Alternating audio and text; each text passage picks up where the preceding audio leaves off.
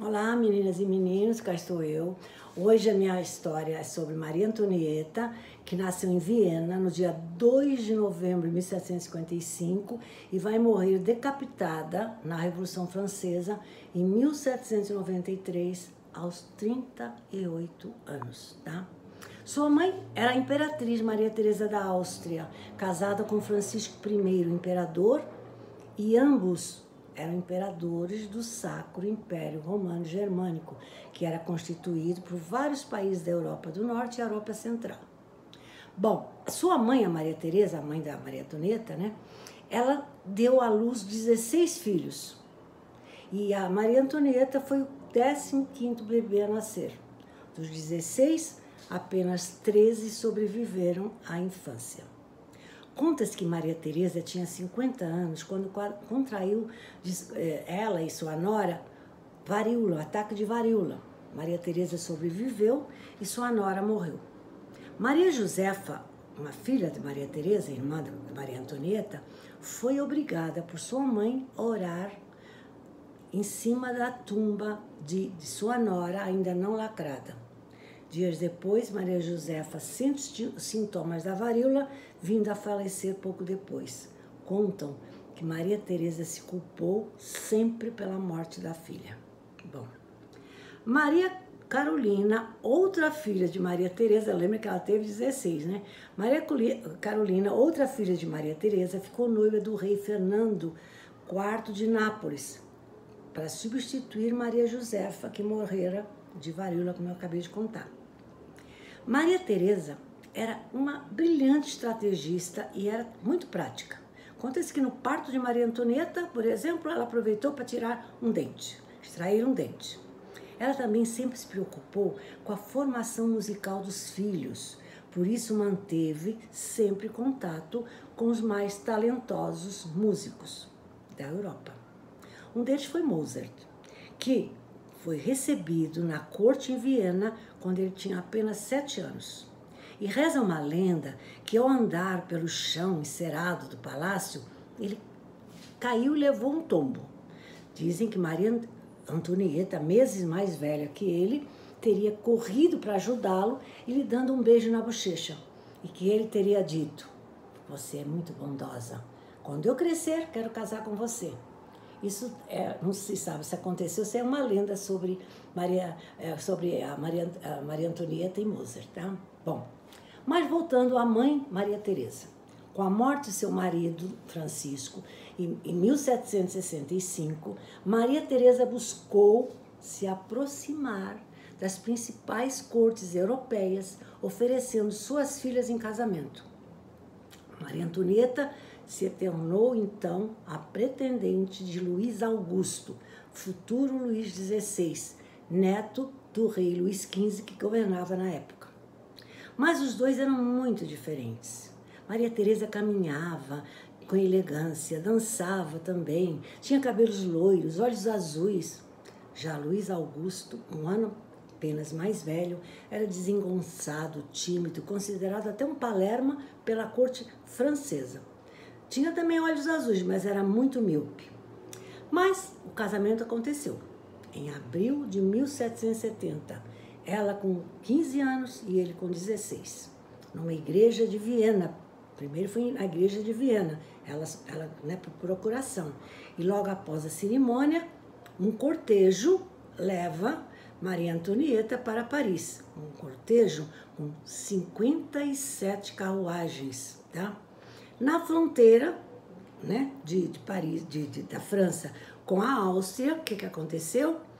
Ela teve que deixar seu enxoval, a roupa que usava, suas damas de companhia e depois de se despir, recebeu um vestido dourado para continuar a viagem.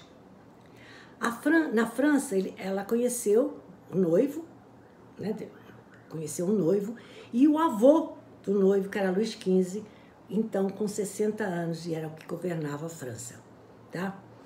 O noivo, que deveria ter...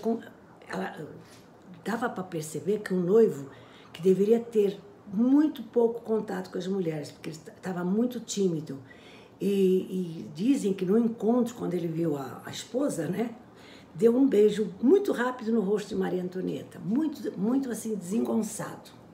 Bom, então houve uma nova cerimônia de casamento na França, celebrado em Versalhes, onde residia a corte francesa. Segundo o diário do Delfim, sobre aquela noite está escrito: não aconteceu nada.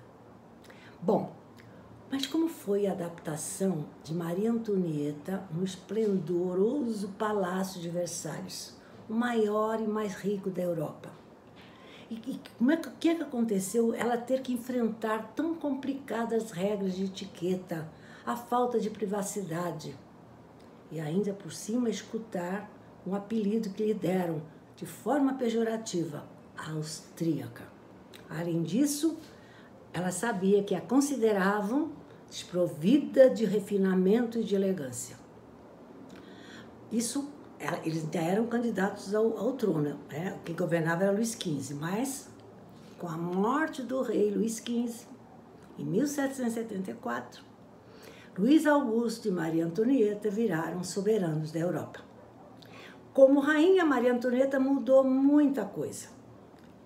Algumas coisas eu vou contar.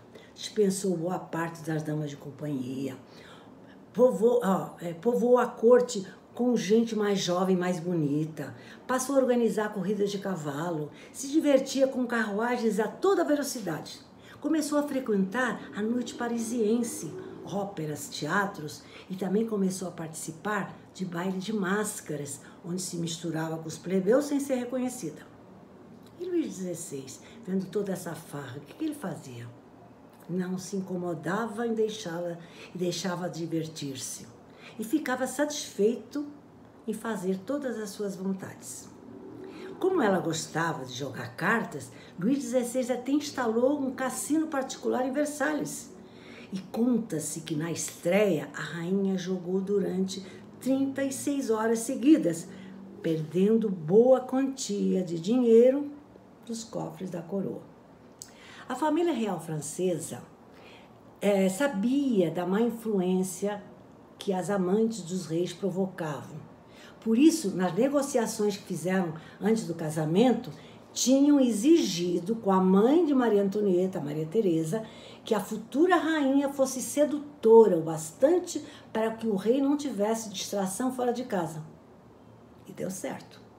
Só que não se sabe se deu certo por causa da grande beleza de Maria Antonieta ou pela falta de apetite sexual do Luís XVI, né?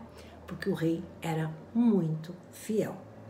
O único problema é que ele não deixava Maria Antonieta se meter na política francesa, o que irritava profundamente Maria Teresa, sua sogra, que insistia para que a filha o manipulasse a serviço dos interesses austríacos, mas não adiantava. Bom, em 1778, 8 anos depois do casamento, finalmente Maria Antonieta deu à luz Maria Teresa, batizada com o nome da avó materna. Foi então que Luís XVI deu-lhe o presente do Petit Trianon, um pequeno palácio em Versalhes, do qual Maria Antonieta fez seu refúgio e local de prazer. Ele antes pertencera a Madame de Barry, amante de Luís XIV, Luís XV, o avô do Luís XVI. Madame de Barry, amante do Luís XV, o avô do Luís XVI.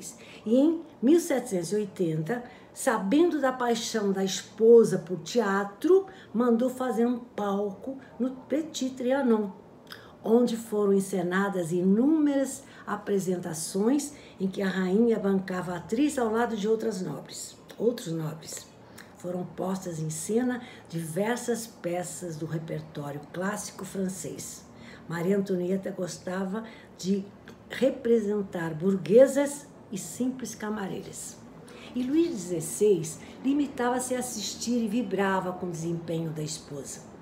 Os convites eram distribuídos pela rainha para pessoas de sua preferência, sem respeitar títulos de nobreza. E depois vem o Grand Trianon, esse aí é o Petit Trianon, onde ela representava lá peças teatrais. Agora, o Grand Trianon, Era um palácio que Luís XIV, o Rei Sol, mandou construir nas imediações de Versalhes. Era um refúgio para o rei para fugir das atividades constantes da corte. Mas ao longo dos séculos, grandes personalidades foram hospedadas ali, como Napoleão Bonaparte. Ainda hoje, vários cômodos continuam mobiliados, inclusive os utilizados por Napoleão, e o salão onde foi assinado o Tratado de Versalhes, que pôs fim à Primeira Guerra Mundial. Atualmente, o Gran Trianon é classificado como Patrimônio da Humanidade pela Unesco desde 1979, tá? Voltando à família real francesa e sua tentativa frustrada de fuga, quando a Revolução já caminhava desde 1789. Gente, a queda da Bastilha foi em 1789 e já estávamos em junho de 1791. Aí quando eles souberam que estava havendo uma revolução, o que eles fizeram? Tentaram fugir. Vou dizer como eles eram alienados, não sabiam nem o que estava acontecendo, não tomavam conhecimento. Olha só, o plano de fuga foi de Axel de Fersen, o grande amigo da rainha. Mas o plano foi um fracasso desde o início. Não houve sigilo absoluto e o veículo escolhido para a fuga era um veículo puxado por 6 cavalos, privilégio apenas legado a um rei.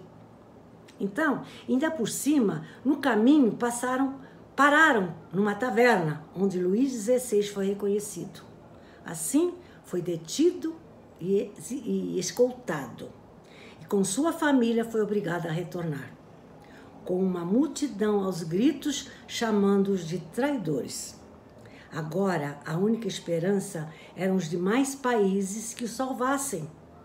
Maria Antonieta estava em plena revolução, temiam ser mortos. Maria Antonieta e o rei, bem que começaram a manobrar nos bastidores para que os países viessem ajudá-los, para que isso acontecesse, os demais países os salvassem.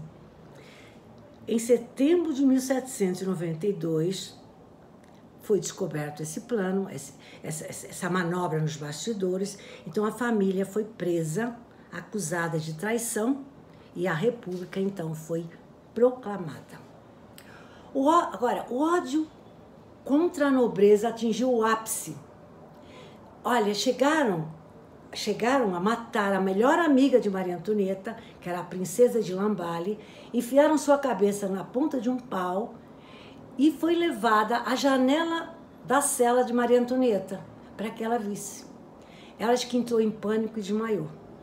Bom, em janeiro de 1793, né, quase 2 anos depois que eles foram presos, né, foram achados lá fugindo, depois, nesse janeiro de 1793, o rei foi guilhotinado. E a rainha aconteceria o mesmo em outubro do mesmo ano, depois de um julgamento.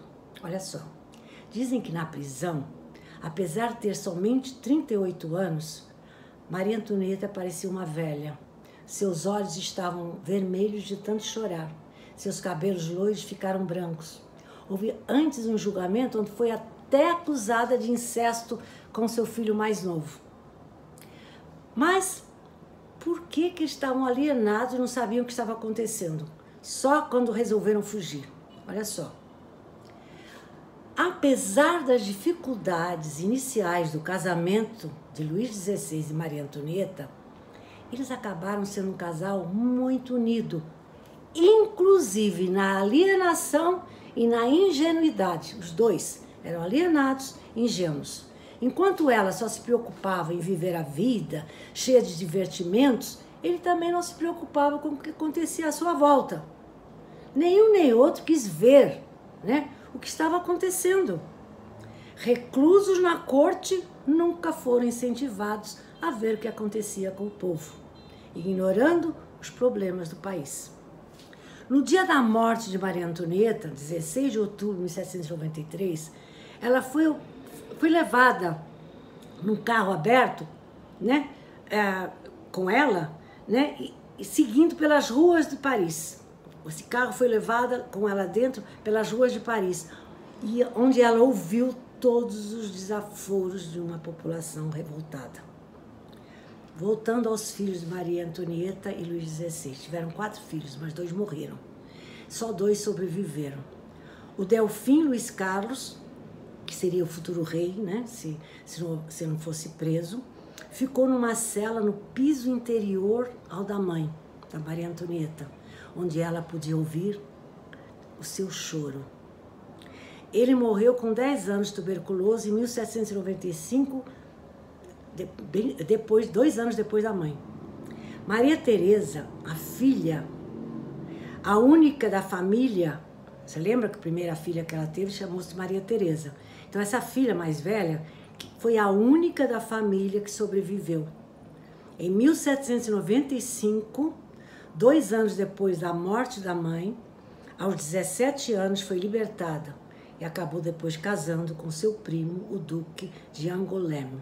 Bom, tem muito mais coisa para falar, porque o meu objetivo nessa aula não era dar a Revolução Francesa, porque há uns 2 anos atrás eu já gravei uma aula, tá no YouTube, tá no grupo de vocês, sobre a Revolução Francesa. Tem uma aula, outra aula sobre Luís XIV, outra aula sobre Luís XV e outra aula sobre Luís XVI. É só rever. Hoje meu objetivo é falar um pouco mais da Maria Antonieta e do casamento com Luís XVI. E vou ficar por aqui. Beijos!